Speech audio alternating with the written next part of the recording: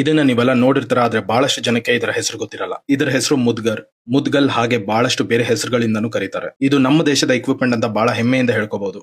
ಇದರ ಒಂದು ಸ್ಪೆಷಾಲಿಟಿ ಅಂದ್ರೆ ಇದರ weight ಡಿಸ್ಟ್ರಿಬ್ಯೂಷನ್. ನಮ್ಮ ರೆಗ್ಯುಲರ್ ಡಂಬಲ್ ಅಥವಾ ಬಾರ್ಬಲ್ ತರ ಎರಡು ಕಡೆ ಸಿಂಕ್ರನೈಸ್ಡ್ ವೇಟ್ಸ್ ಇರೋಲ್ಲ. ಇದರ ಪೂರ್ತಿ ವೇಟ್ಸ್ ಒಂದೇ ಕಡೆ ಸ್ಟ್ಯಾಕ್ ಆಗಿರುತ್ತೆ. ಹಾಗಾಗಿ ಇದು ಸೇಮ್ ವೇಟ್ಸ್ ನ ಡಂಬಲ್ ಗಿಂತ ಜಾಸ್ತಿ ತೂಕ ಅನ್ಸುತ್ತೆ. ಇದು ನಮ್ಮ core strength, stability, joint health ಹಾಗೂ ಫ್ಲೆಕ್ಸಿಬಿಲಿಟಿ ಇನ್ಕ್ರೀಸ್ ಮಾಡೋಕೆ ತುಂಬಾ ಯೂಸ್ಫುಲ್ ಆಗಿರುತ್ತೆ.